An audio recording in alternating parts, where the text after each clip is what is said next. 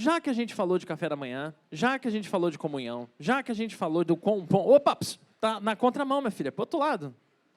Outro lado, tem que botar uma placa para as crianças aqui, viu? A criança poder saber que é para ir para lá. Para isso não acontecer, tá vendo? Mas achou a mãe, graças a Deus, achou. Já que a gente falou de tudo isso e do quão bom é estarmos com os nossos irmãos, eu preciso te fazer uma pergunta muito séria. Muito séria. Você já deu o seu nome para o time de eventos?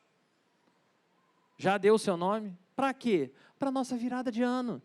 No dia 31, teremos a nossa célebre virada de ano aqui, juntos, clamando ao Senhor, para que 2025 seja uma bênção na nossa história, que 2025 seja um marco na existência da Igreja das Águas, que seja um marco na nossa cidade, nas cidades ao nosso redor. É tempo de dobrarmos nossos joelhos. E uma pergunta que o Jackson repetiu ao longo de todo o mês de dezembro é: quais são as suas expectativas para 2025? Quais são as suas expectativas para 2025? Essas suas expectativas têm mais chance de se cumprir colocando diante do altar do Senhor ou em outro lugar? Pensa sobre isso, reflete. E não esquece de dar o seu nome, não. Vai ter ali a mesa no final do culto. Você pode passar ali e deixar o registro ali. Não só de se você vem, mas quantos mais vêm com você. Dito isso, voltemos então à nossa reflexão. Nesse tempo de Natal, nós celebramos a vinda de Jesus. Jesus que é a luz do mundo. Jesus que trouxe renovação. Jesus que trouxe propósito para as nossas vidas. Essa incrível chegada do Salvador, não apenas um Salvador que muda a história do mundo, mas que vem ao encontro de cada um de nós, mudando a nossa história pessoal, nos chamando a viver uma nova vida com Ele. Hoje, no último domingo do ano, refletiremos sobre o futuro e sobre como viver à altura do chamado de Deus. Como falamos ao longo de todo esse mês, muita gente faz resolução de ano novo. Isso aí não é novidade, não é coisa de cristão, exclusivamente de cristão. Mas pouquíssimas pessoas, inclusive dentro do arraial do Senhor, pouquíssimas pessoas realmente focam em mudanças espirituais, mudanças que sejam significativas para a sua jornada, não só de 2025, mas para a sua jornada eterna com o Senhor. Nessa manhã, a palavra de Deus nos convida, de fato, a mergulhar um pouquinho mais profundo, a deixarmos o passado para trás, a vivermos com propósito, avançando dia após dia na nossa jornada da fé. Convido você a abrir a sua Bíblia, carta de Paulo a Filipenses, texto conhecidíssimo da nossa igreja, Filipenses capítulo 3, versículos 12 até o versículo 16. Filipenses 3, do 12 ao 16. Diz assim a palavra do Senhor. Também será projetado aqui, mas como de costume, convido você a manter a sua Bíblia aberta durante toda a exposição. Não que eu já tenha recebido isso, ou já tenha obtido a perfeição, mas prossigo para conquistar aquilo, para o que também fui conquistado por Cristo Jesus.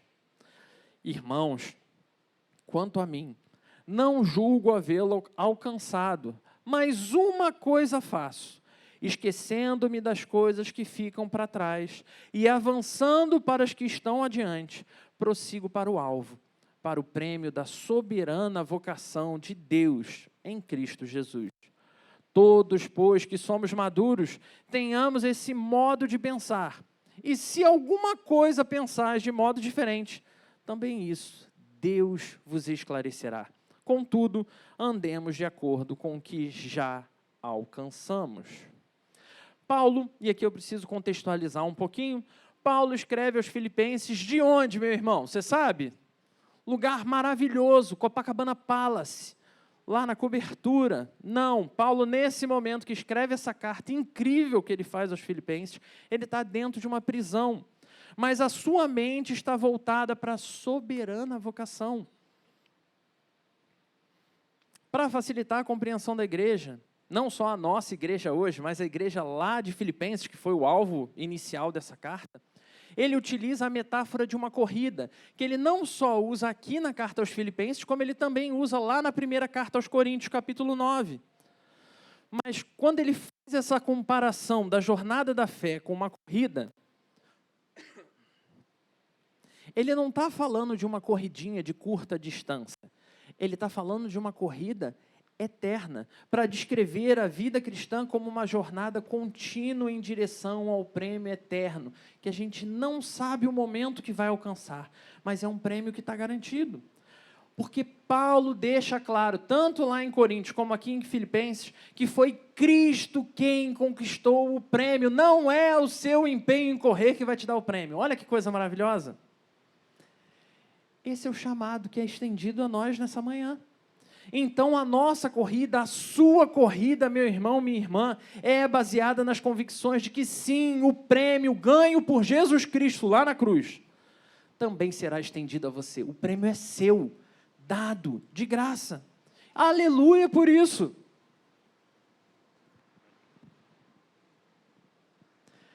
Isso significa... Ah, não, quero aquela voz divina. Põe mais grossa aí, poxa, isso aqui ficou muito fino, minha voz. Tem que ajudar, né? Vamos lá. Esse prêmio ganho por Cristo é tão excepcional, é tão extraordinário, irmãos, que deveria deixar claro nos nossos corações que mesmo aos trancos e barrancos, quando eu e você chegarmos lá, nós vamos receber o prêmio máximo. Glória a Deus por isso.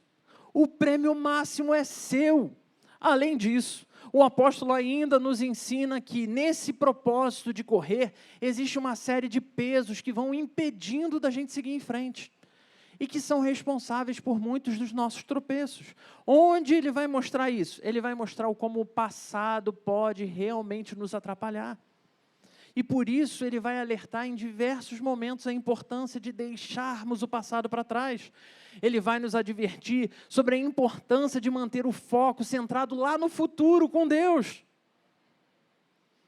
E ele vai nos advertir da importância de vivermos de acordo com o que já aprendemos no Senhor. Você não tem como avaliar o Felipe daqui a 10 anos, que vai ter outras experiências, outras vidas. Está vendo aí? Ó, Deus está chamando sua atenção. Olha para isso, você que está preso aí. É vivermos com o que o Senhor revelou para nós até hoje, com tudo que você já ouviu, tudo que você já viveu. Então, sem mais delongas, nessa manhã, refletiremos sobre o tema, vivendo à altura do chamado. Isso mesmo, vivendo à altura do chamado. Caraca, hollywoodiano esse negócio. E se tem alguém, além de Cristo, com um chamado sensacional, esse alguém é o apóstolo Paulo. Ele é o cara que tem uma mudança assim extraordinária na vida. O chamado de Paulo é esse testemunho poderoso de como Deus transforma vidas, como Deus redireciona propósitos, mesmo quando o nosso coração está tão duro que a gente não aceita negociar. Você se lembra da história de Paulo? Você lembra quem ele era, o que ele fazia? Paulo era um cidadão sempre muito bonzinho. A Bíblia vai dizer que o nome dele era Saulo. A Bíblia vai dizer que ele era um perseguidor da igreja, acreditando estar servindo a Deus. Como? Perseguindo cristãos. Olha que pessoa boazinha, olha que legal.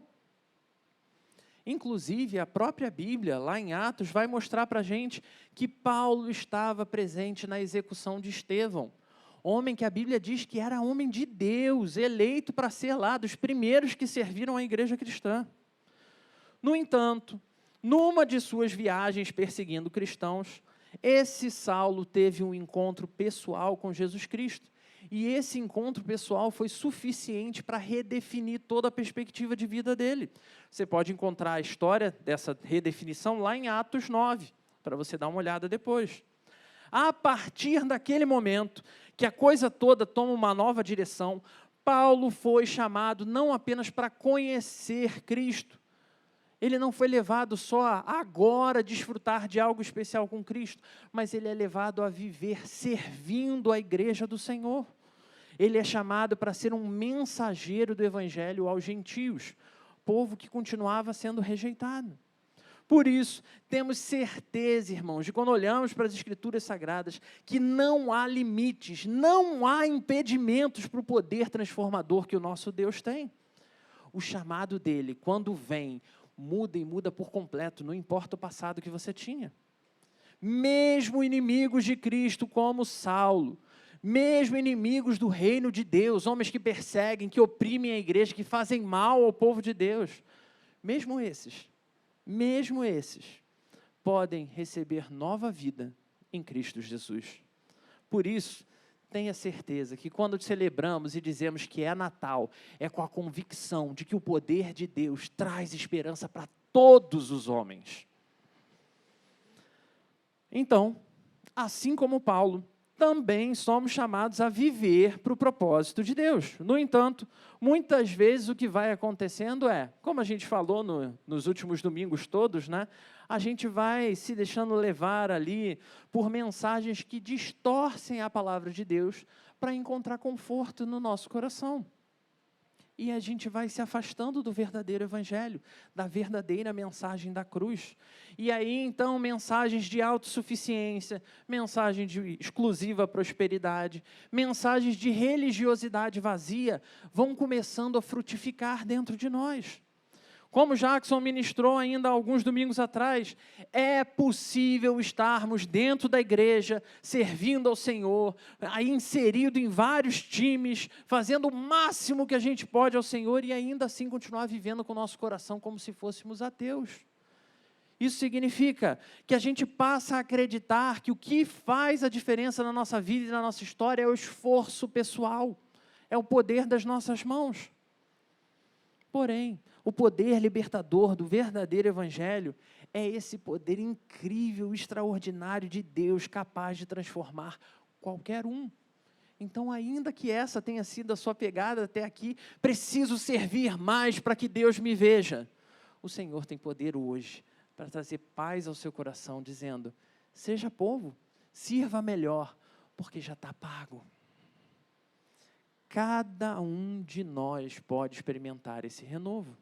Então precisamos, irmãos, assim como Paulo, nos agarrar ao chamado que vem de Cristo na nossa direção, e não aos chamados que a gente vai continuar recebendo do mundo, chamados até mesmo de falsos mestres, apresentando parcialmente a verdade. Nosso chamado é viver com os olhos fixos em Jesus, avançando em direção ao alvo eterno, sem nos desviar pelas distrações do evangelho adulterado, que vai continuar sendo exposto. A partir do exemplo de Paulo, fundamentados então nesse texto de Filipenses 3, queria te convidar a explorar 3 reflexões que nos ajudam a viver à altura desse chamado, feito pessoalmente a você. Olhando, claro, para alguns personagens bíblicos que possam nos ajudar a ver como isso realmente deve ser refletido na prática. Para quê? Para que eu e você possamos sair daqui não só com mais uma mensagem teórica da palavra de Deus, mas que você possa sair daqui e praticar obras que transformem também a sua vida. Para isso, teremos aí, eu tive que fazer uma seleção dos nossos personagens, né? Me senti o técnico da seleção brasileira, bastante opção, não, se bem que a seleção brasileira não tem bastante opção dos últimos anos, mas me senti um técnico de uma grande seleção, deu para entender. Então, te convido a olhar para o primeiro ponto de reflexão dessa manhã, e o primeiro ponto de reflexão é, deixe o passado para trás. Não tem como a gente correr essa corrida de uma forma saudável, olhando para trás. Você já viu alguém correndo para trás? Quer dizer, correndo, olhando para trás? Eu já vi muito vídeo de acidente com pessoas correndo, olhando para trás. Principalmente se for nas ruas da nossa cidade, com a quantidade de postes que tem e o nivelamento perfeito das calçadas. Precisamos deixar o passado para trás. E onde a gente vai encontrar isso? Nada mais, nada menos do que no nosso versículo 13. Olha para a sua Bíblia. Esquecendo-me das coisas que ficam para trás e avançando para as que estão adiante de mim. Paulo reconhece aqui, irmãos, que para avançar no chamado que Deus fez a ele, era necessário deixar o passado para trás. E aqui é interessante porque tem várias expressões que esse texto usa, que às vezes a gente escapa, porque a gente lê só ela no português e a gente não entende o quão profundo que é. O verbo que é usado aqui para esquecendo-me, não implica numa negação do passado, não implica numa repressão da memória. não lembro mais de nada que aconteceu no passado. Não é isso. O que ele está tratando aqui é a ideia de que não podemos viver apegados emocionalmente, apegados até espiritualmente ao nosso passado. Sabe aquela pessoa que não, porque quando eu passei o aperto, Deus me chamou na madrugada e eu orei 3 horas da manhã, e aí aquela situação se reverteu e aí a pessoa passa a orar só 3 horas da manhã? Sabe aquilo? Já ouviu, né, por aí. Então, é disso que Paulo está falando. Deus respondeu daquela forma naquele momento. Não precisa transformar isso num ritual. Deixa o passado no passado. Isso inclui, irmãos, também os nossos fracassos. Isso inclui também os nossos sucessos. Isso inclui tudo que a gente tem esse apego extremo na vida para dizer, não, mas eu vou replicar exatamente isso aqui e vai dar certo, porque não vai. Não vai. Na lógica do Evangelho, confiar no passado pode levar à estagnação espiritual, especialmente se nos apegarmos à autossuficiência, se nos apegarmos ao orgulho, porque eu fiz acontecer. Bota aí, Felipe Tavares. Não sei por que eu fiz essa voz de fumante, desculpa. Se voltarmos apenas alguns versículos no nosso texto aqui, nos versículos 4 ao 8, Paulo vai mostrar que renunciou a todas as suas credenciais, e olha que ele tinha credencial top, ele era o cara, as credenciais dele eram de um excelente fariseu, e ele pega tudo aquilo que ele era, tudo aquilo que ele construiu, todo o currículo dele, e ele considera esterco, diante de ter ganhado Jesus Cristo como Senhor da sua vida. Esse abandono do passado é essencial para que ele pudesse focar no futuro que Deus tinha para ele, o futuro que já estava planejado em Deus. E a Bíblia é cheia de exemplos dessa mesma situação acontecendo. Abraão, sai de tua tenda, sai da casa da tua parentela, vai para onde eu vou te mostrar. Tem a história da mulher samaritana, que é incrível, chega lá achando que está só indo ao poço e Jesus muda a vida dela, muda a cabeça dela. Tem a história de Raabe, tem a própria história de Paulo. Mas hoje eu queria te convidar a olhar para um personagem em particular para a gente analisar isso aqui. E esse personagem até a Record adora. Desculpa, não pode falar nome, né? Até uma emissora adora e já fez novela, série e um monte de coisas, que é a história de José, filho de Jacó, registrada lá em Gênesis 41. José era o filho caçula e, ao que tudo indica no texto bíblico, José era o filhinho favorito do papai e da mamãe. José, então, tinha uma série de regalias em casa, uma série de facilidades em casa. E aí o texto bíblico leva a gente a entender que isso começou a produzir ódio no coração dos irmãos. Então, esses irmãos traem José. Esses irmãos vendem José como escravo. E ele passa anos servindo como escravo, anos como prisioneiro numa cadeia, por um crime que ele nem tinha cometido. Então, a vida de José é uma vida terrível por muito tempo. Ele enfrenta, sim, uma série de desafios que vão ali desgastando, minando a sua fé, deixando ele atribulado. Mas pela graça, esse José se torna a figura mais importante do Egito, a nação soberana na terra naquele tempo. Até que quando tudo está indo bem, José é casado, com filho, prosperou, glória a Deus, está tudo maravilhoso. Aí José ouve tocar na rádio do Egito aquela: quem te viu passar na prova e não te ajudou, quando vê você na bênção vai se arrepender. Aí José está lá no Egito, benzão. Quem vem ao Egito pedir ajuda? Os irmãos. Que coisa maravilhosa, é agora. Só que o texto bíblico nos leva a entender que José era um homem transformado pelo agir do Senhor. E José conseguiu praticar esse alerta de Paulo. Deixou o passado para trás. Em vez de se apegar à amargura, esses miseráveis vão pagar, vou torturar, vou fazer, vou acontecer. Ele prefere confiar nos planos que Deus tinha para ele e para a família dele. Quando Deus o exaltou no Egito, é maravilhoso o texto. A forma como José responde, ele responde assim: Deus me fez esquecer todo o meu trabalho e toda a casa do meu pai.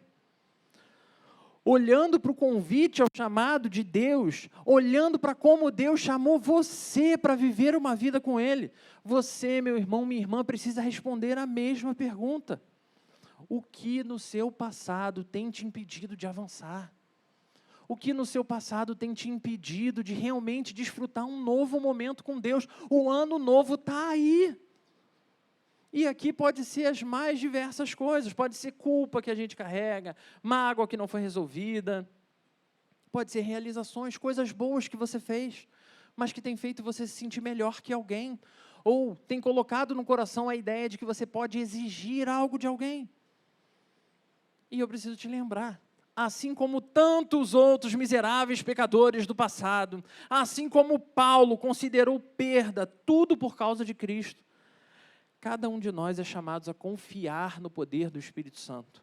Cada um de nós é convidado nessa manhã, aqui agora, a conhecer o poder libertador, que liberta de toda e qualquer corrente do passado. Você veio até aqui. Então se permita fazer essa reflexão sincera. Se permita colocar diante do Senhor coisas que podem estar te impedindo de avançar. Entregue a Deus tudo o que está pesando no seu coração, seja um erro que você cometeu, seja um erro que cometeram contra você, seja um ressentimento que você tem guardado, ou seja até mesmo aquela vitória que você conquistou e que isso encheu tanto o seu coração de orgulho que está te impedindo de ver outros erros do presente. Mas tudo isso, irmãos, é um exercício reflexivo, que eu espero que você faça para conseguir avançar. É o exercício que Paulo chama os filipenses e chama a nós a fazer. Mas Paulo também nos desafia a colocar isso em prática. Isso precisa nos remeter a ações práticas. Então anota aí uma lista de dicas. Dicas que quase todo santo domingo são repetidas aqui desse púlpito. Primeira dica que o Senhor vai nos trazer. Quer um 2025 maravilhoso? 1. Perdoe mágoas. Tem gente que já parou aqui, travou. Não tem 2025, cancela. Vamos direto para 2026. Perdoa mágoas. Perdoe as mágoas. Se liberta desse peso, meu irmão. Perdoe pessoas. Perdoe mesmo. E não espera vir pedir perdão, não. Perdoa. Outro exercício, abandone fracassos do passado, gente. Imagina se Paulo, cada nova cidade que chegasse, ele falasse, mas eu matei tanto cristão, eu persegui tanto cristão, ninguém vai ouvir o que eu vou pregar. Está pago. Pediu perdão para quem era possível pedir perdão? Agora segue em frente, acabou. Abandona os fracassos do passado, deixa de se encaixar aí nos conformes do que disseram de você. Sabe aquela pessoa que cresceu ouvindo, você é burro, você não vai conseguir, você é lento, você é isso, tanta coisa que foi lançada sobre você. Joga isso na cruz. Deixa isso na cruz, está pago, você está liberto disso. Mas assim como a gente tem que lançar tudo de ruim que foi jogado em cima da gente, irmãos, ao falarmos de nos libertar do passado, precisamos também jogar os nossos sucessos na conta da cruz. E aqui é difícil para o crente. Aqui é muito difícil para nós. Porque precisamos acreditar de verdade que cada passo vitorioso, cada vez que você estudou e deu certo, cada vez que você se esforçou e deu certo, cada vez que você conseguiu um resultado ainda que mínimo, foi graça sobre a sua vida. Deus te deu condição, Deus abriu a porta, Deus fez prosperar, Deus fez tudo, absolutamente tudo que você precisava. Então não coloca isso na sua conta como mérito seu. Glorifique o nome do Senhor. E ao projetar 2025, fale, Senhor, todas essas coisas são para a honra e glória do que Jesus Cristo fez na cruz. Então, se você conseguir praticar esse exercício, se você conseguir colocar isso em prática, fazer isso, Senhor, eu vejo essa ação como um fracasso do passado e eu coloco na conta da cruz. Senhor, eu vejo essa ação como uma vitória do passado e eu coloco isso na conta da cruz. Se você de fato responder a pergunta, o que eu preciso deixar para trás para avançar no propósito que Deus tem para mim em 2025. Eu te garanto que não importa se você vai ser feito escravo, não importa se você vai ser preso, o que importa é que o prêmio já está garantido e que 2025 será parte da sua jornada até esse grande prêmio. Ponto 2, e agora, versículo 14. Ponto 2 é, avance com determinação. Versículo 14, prossigo para o alvo, para o prêmio da soberana vocação de Deus em Cristo Jesus. Paulo aqui, de novo, é sensacional ao usar um verbo que significa correr atrás, perseguir com extrema determinação, com muita vontade, né? Demonstrando que a vida cristã exige uma palavra que a gente repete demais na nossa igreja. Quem nunca ouviu falar de intencionalidade? Glória a Deus, glória a Deus, nenhuma mãozinha, glória a Deus. É isso que Paulo está falando aqui, intencionalidade e esforço na jornada com Deus. O alvo é o foco central de quem corre em uma competição, ou seja, de novo aquela ideia de corrida, uma metáfora de que o chamado celestial em Jesus Cristo é manter os olhos fixos no que já está conquistado e empenhar toda a minha dedicação para eu chegar até lá. Esse prêmio não é algo conquistado por mérito humano. Então, assim, já está garantido, meu irmão. Então, se você cair, é igual criança. Caiu, está brincando, está legal. O que a criança faz? Levanta e continua. Só que o que a gente está acostumando na vida cristã? A pessoa cai e todo mundo... Aí a criança que não estava nem aí sofrendo nada começa a chorar. É aquele espetáculo, aquela coisa toda. É exatamente o que a gente tem feito. Pirraça diante do Senhor.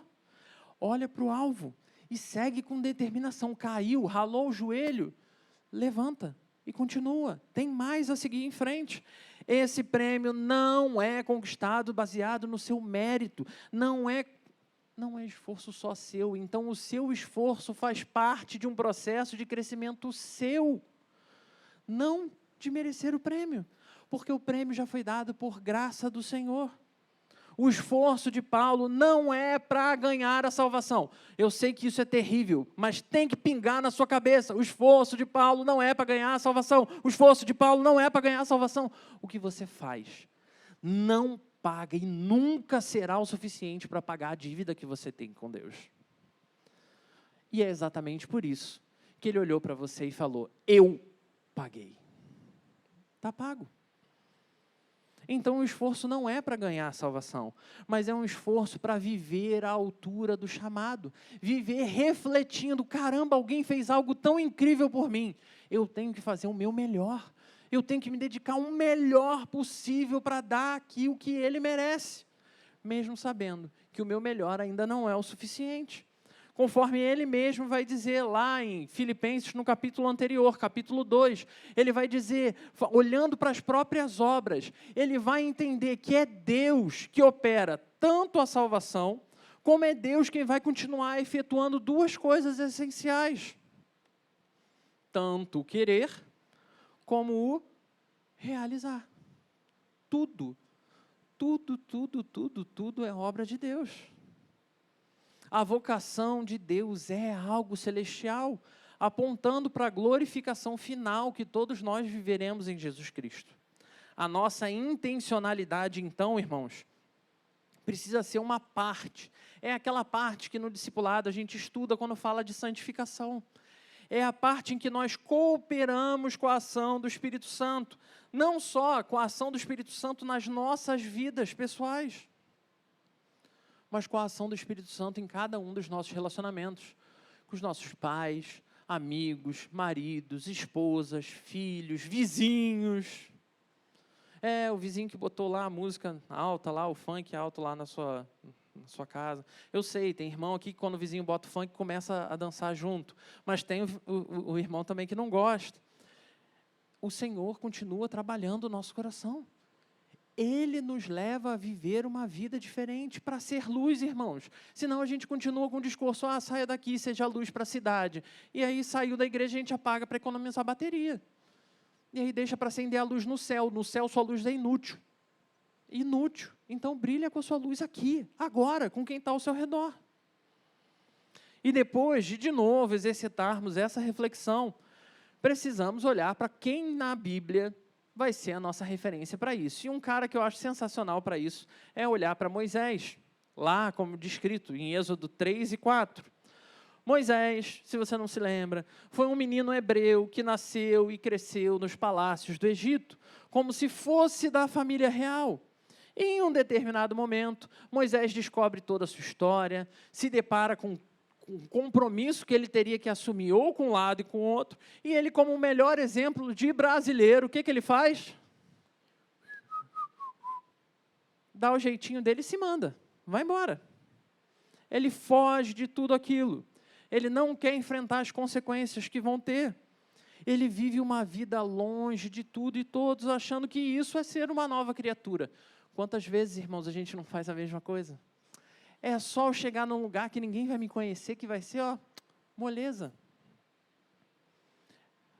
Mas vivendo essa vida, Moisés é surpreendido pelo chamado de Deus, que vem ao encontro dele e o chama a voltar, mesmo com as suas limitações, mesmo com as suas inseguranças. E ele então aceita o chamado de Deus, um chamado dificílimo, de liderar um povo ingrato, que era o povo lá, que vai dar origem ao povo do Israel no futuro. E ele faz isso com determinação, rumo aonde? A terra prometida. Ele precisou manter os olhos no propósito celestial, mesmo enfrentando oposição atrás de oposição, mesmo nos desafios que ele encontrou no Egito. E aí é maravilhoso. A gente que está do lado vencedor, a gente olha para o Egito e fala, nossa, olha as 10 pragas. Bênção, né? Que coisa maravilhosa. Mas ele não tinha detalhes ali de o que ia acontecer, como ia acontecer, que dia começa, que dia termina, o quanto isso ia afetar o povo hebreu, quais os prejuízos. Não, Deus falou que ia fazer e mandou ele ir. Ele foi e Deus fez. Avançar com determinação significa priorizar o que é eterno. O que o Senhor nos manda é eterno. O chamado que Ele te fez é eterno, em nome de Jesus. Deus, Ele não fica fazendo esse chamado, vem ser meu, aí você peca, saiu do time. Aí vem ser meu, aí você peca, saiu do time. O chamado que Ele faz é eterno, porque Ele é eterno. Ele faz compromissos eternos. A palavra dEle é eterna. Então eu preciso te perguntar, como estamos vivendo, como estamos investindo cada um dos recursos que o Senhor nos dá, como temos investido o nosso tempo, como temos investido o nosso talento, como temos investido os nossos recursos. E aí, recurso é tudo, irmão, não é só financeiro, não. Estamos correndo atrás de verdade da expansão do reino de Deus, ou estamos distraídos com os valores desse mundo? E quando eu digo valores desse mundo, não é só o superficial e óbvio, não, tá? Porque às vezes a gente tem essa tendência, pô, pastor, estou noivo, vou casar, então eu tenho que focar, né, para casar. Não é disso que eu estou falando, não, porque isso faz parte do plano de Deus, isso faz parte do projeto de Deus. O que eu estou falando é quando a gente começa a desviar todas as nossas prioridades. E aí você tem interesse, você tem tempo, mas aí o seu tempo não dá, porque saiu o Round 6, né, lá na Netflix, né, não sei o quê. Aí eu não tenho tempo para ler a Bíblia, devocional não vai dar. Pastor, ó, essa última semana aí, corta porque eu tenho que botar minhas temporadas em dia. A gente tem. Só que a gente está investindo errado. É pecado você investir em série, em filme, em passear, em aproveitar a família? Não. É pecado se essas coisas assumem o status de prioridade. Lembre-se, meu irmão, minha irmã, que não é um exercício apenas de você melhorar um pouquinho quem você é, porque melhorar quem você é não é o suficiente. O que a gente está falando aqui é um esforço, sim, para melhorar, mas alinhando as decisões diárias de cada um dos nossos corações com o próprio propósito de Deus. Senão vai ser só um esforço para melhorar um pouquinho que vai esfriar de novo. Então precisamos parar, precisamos desacelerar, precisamos estabelecer metas espirituais para o próximo ano. Você já fez isso? Botar no seu caderno, metas espirituais para o próximo ano. Pense em como aumentar a sua vida de oração. Ai, pastor, eu não consigo orar. Eu vejo a irmã fulana, ela ora 10 minutos direto. Eu começo a falar, é como se tivesse tela azul. Não consigo pensar em mais nenhuma palavra para falar com Deus. Claro, é um exercício. Você quer chegar, vai lá na academia amanhã, segunda-feira, excelente dia, segunda-feira, todo mundo gosta de segunda-feira. Vai na academia, se matricula, chega lá 200 quilos no supino. Supino é aquele que você empurra no peito assim, entendeu? Bota lá, 200 quilos. Quem aqui consegue? Não?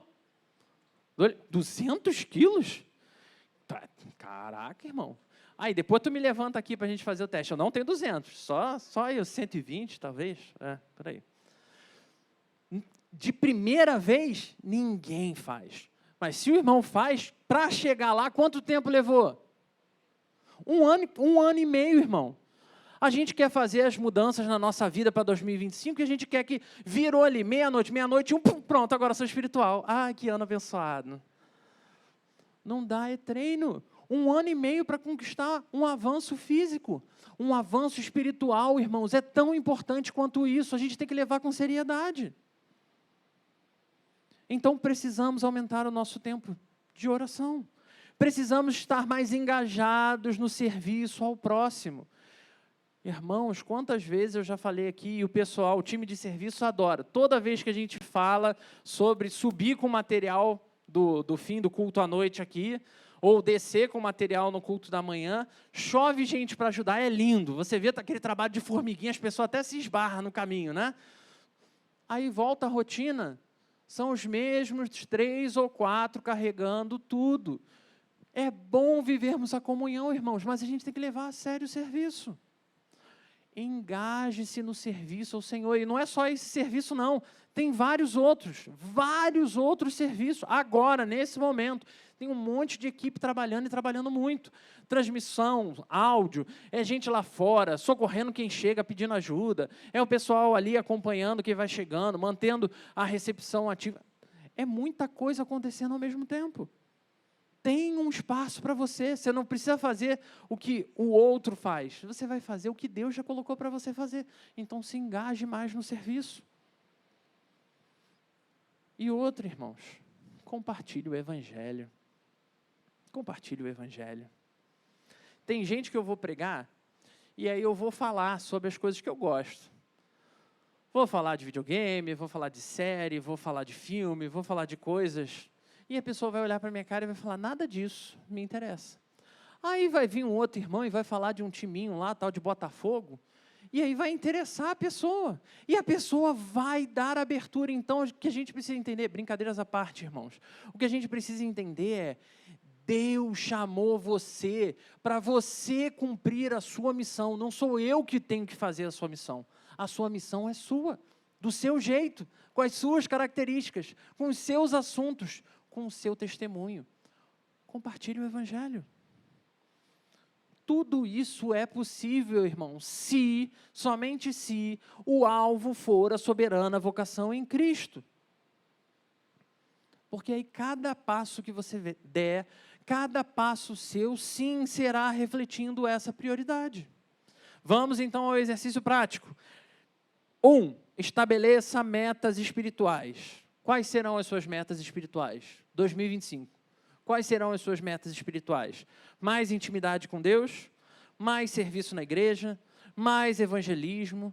Vou ler mais? Ih, mas eu não gosto de ler. Cara, tem audiobook. Audiobook, você bota ali o livro e você vai ouvir. Ah, mas eu também não gosto de ouvir. Ah, então sei lá, cara. Né? Vai procurar aquele negócio do Matrix que enfia um negócio na tua cabeça para você aprender. Busque avançar no Senhor, estabeleça metas espirituais. Assim como o nosso pastor nos desafiou na última reunião de liderança, permita-se ir um pouco mais além.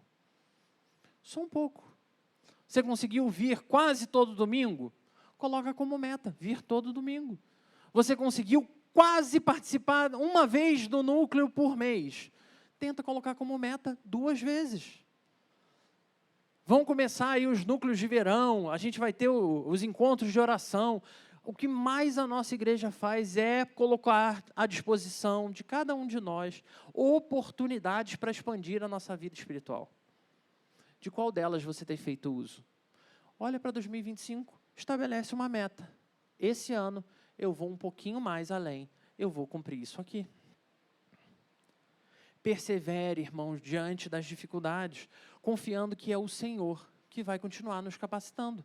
Só Ele pode realmente colocar no nosso coração condição de seguir em frente. Então, a pergunta da vez é: como posso avançar um pouco mais para o próximo ano? Como você pretende fazer essas coisas? Então, é estabelecer metas. Não é igual essas metas de coach, né? Coloca as metas e agora você entrega o universo. Realize. Coloca diante do Senhor, depois senta e planeja como você vai estabelecer cada uma dessas coisas na sua vida. Ponto 3. Viva em conformidade com o que já recebeu. Versículo 16.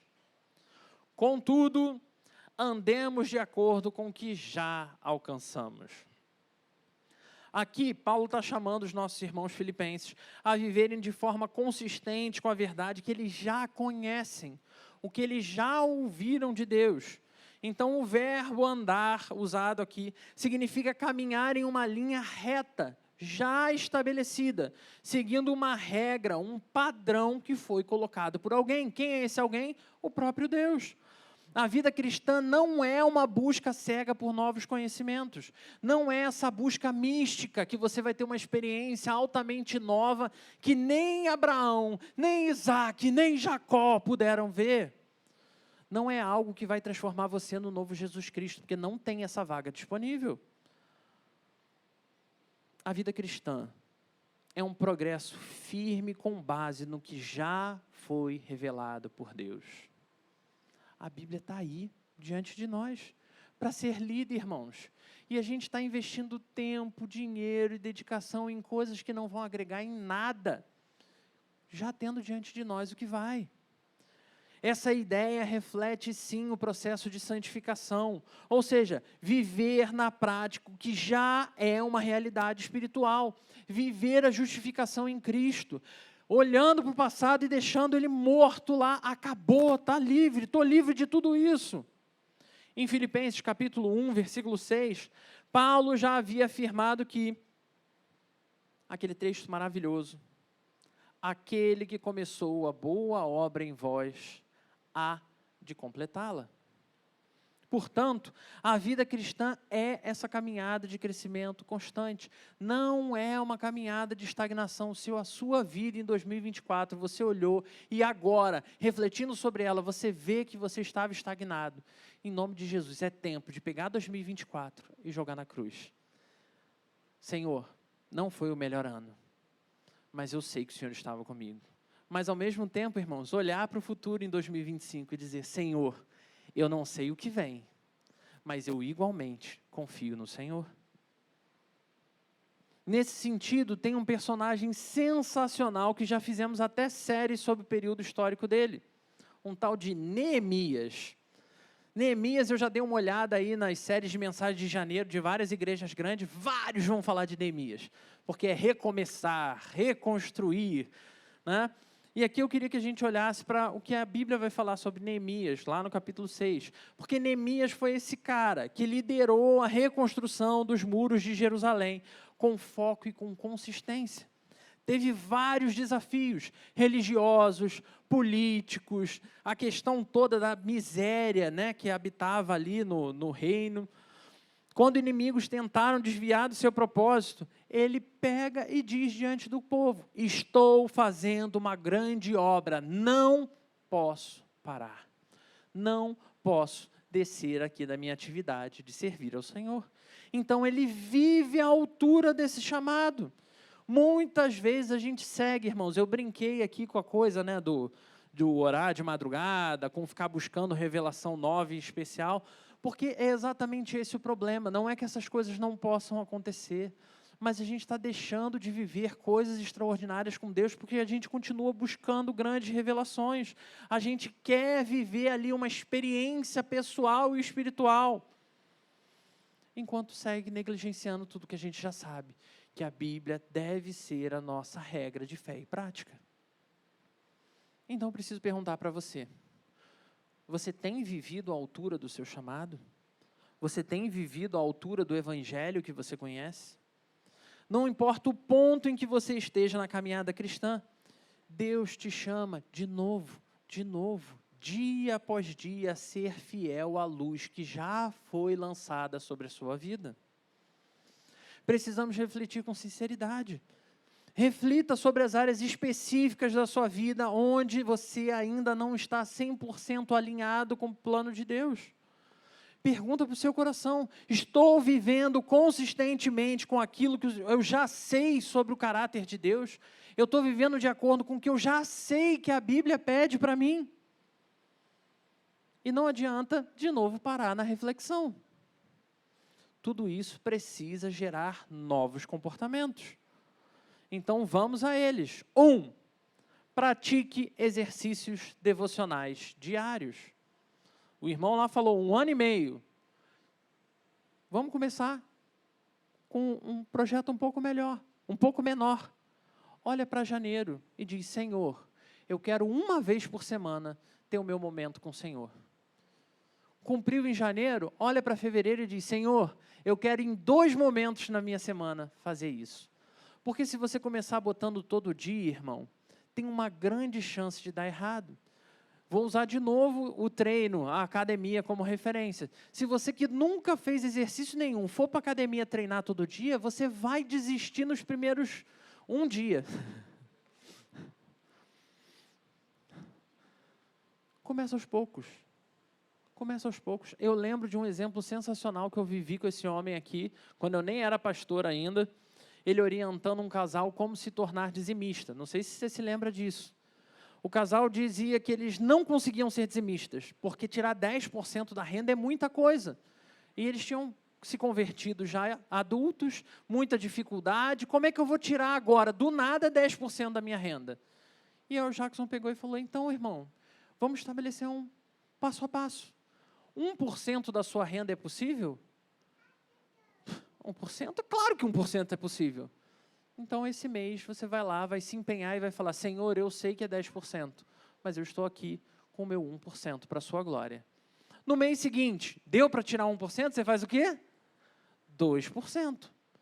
Só que a gente continua olhando para exercícios espirituais, e aí, se não é 2 horas de oração, eu nem tento orar. Aí vira esses crentes sem vergonha, que não tem nenhum relacionamento com Deus, só falando mal de quem tem algum relacionamento. Então, irmãos, pratique exercício devocional diário. E aí, como eu falei, né? Não vai começar diário se você não dá conta. Então, o foco é ser diário. Traça um passo a passo. 2, alinhe as suas ações com o conhecimento que você já tem. Aqui, a internet é um lixo. Nesse sentido, é um lixo. Não porque você, na internet, você, claro, consegue estudar, você consegue conversar com outras pessoas, crescer. Mas qual é o problema? O crente, ele não sabe ainda quem é Jesus, mas ele quer falar sobre soteriologia. Ele não sabe ainda qual é a função do Espírito Santo na vida dele, mas ele quer falar um monte de palavra em hebraico. E aí a pergunta é: ok, saber sobre a doutrina da salvação é importante. Saber sobre escatologia, como Jesus vai vir, como é o Apocalipse, é muito importante. Alinha primeiro a base. Você já viu alguma escola ensinar crianças de 3 anos o Teorema de Pitágoras? Por quê? Porque é ridículo. A gente primeiro precisa ter base. Olha para a sua jornada com Deus e fala: Senhor, olhando para o que eu já sei, aonde eu posso ir um pouquinho mais além? Alinhe as suas ações, alinhe o seu conhecimento, é isso. Não permita que distrações e pressões externas te desviem do propósito. E aqui, de novo, eu tenho que falar do celular. Já falamos várias vezes aqui de uma ferramenta de Deus colocada em todos os aparelhos. Sabe qual é? Gestão do tempo. Só por curiosidade, quando sair daqui, dá uma olhadinha quanto tempo você passa em redes sociais. Só assim, por curiosidade. Tá? Porque todos os aparelhos, de todas as marcas, têm lá controle de quanto tempo você ficou em cada segmento, né? E dependendo do aparelho, você consegue ver especificamente de cada aplicativo. E aí depois você para e pensa se você realmente está sem tempo, ou se o seu tempo está sendo roubado. Sua vida reflete o chamado que o Senhor fez a você? Remova os propósitos. Remova os propósitos, Deus me livre. Remova as coisas que te desviam do propósito.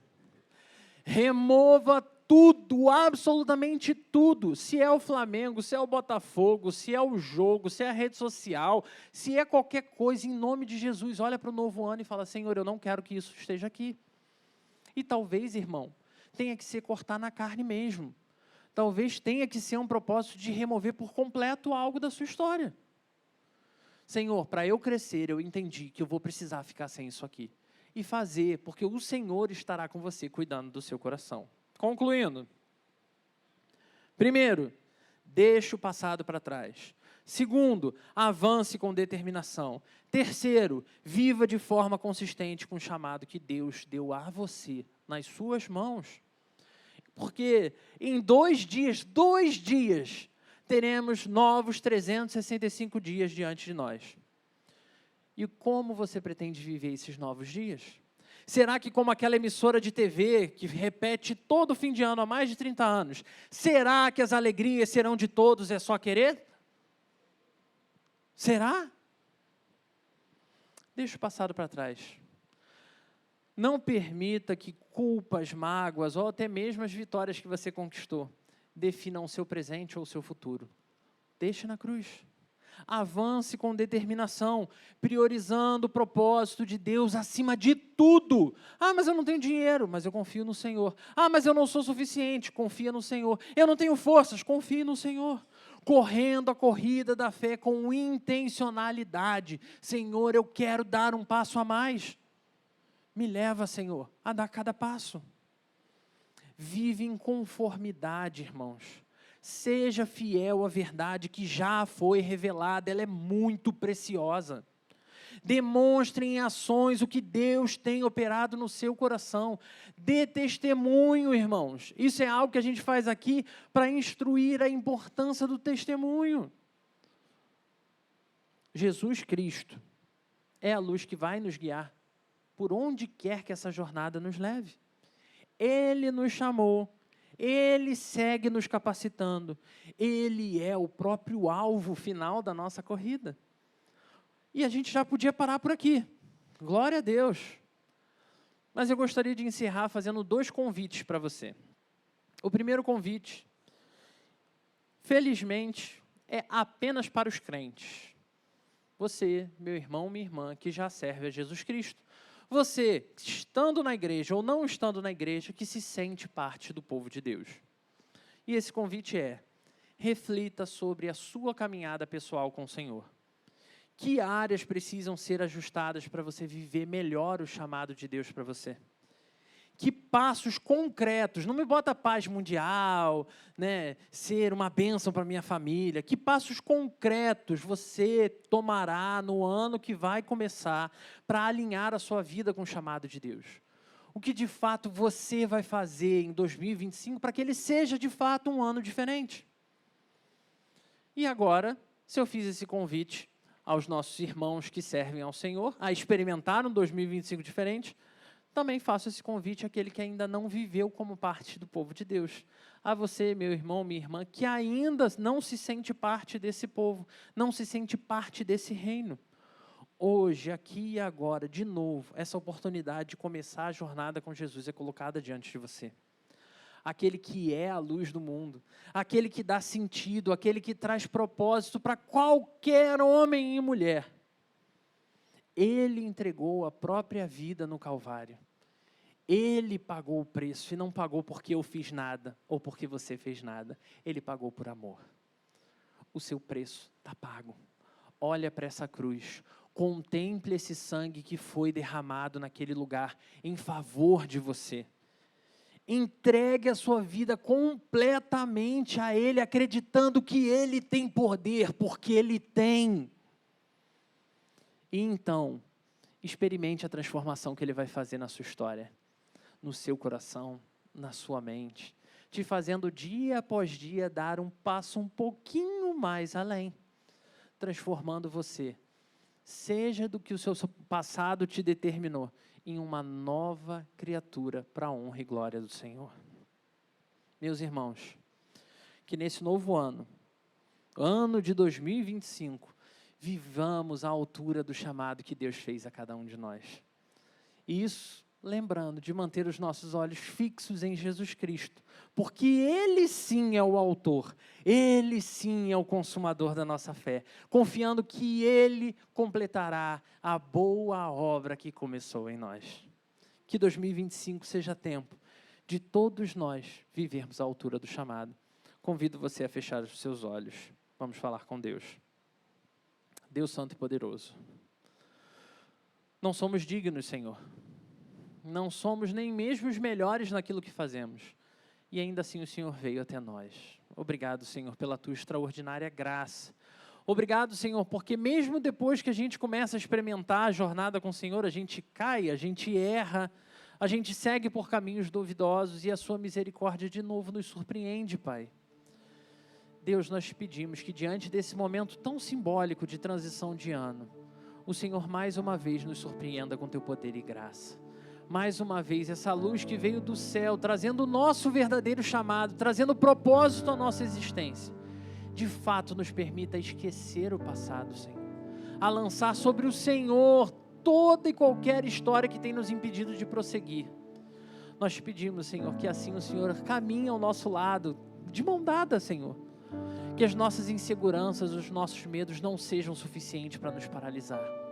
E que todo e qualquer desafio que surgir, o nosso coração possa estar certo de que é o Senhor que tem o melhor para nós. Por isso, seguimos firme na jornada contigo. Em nome de Jesus. Amém.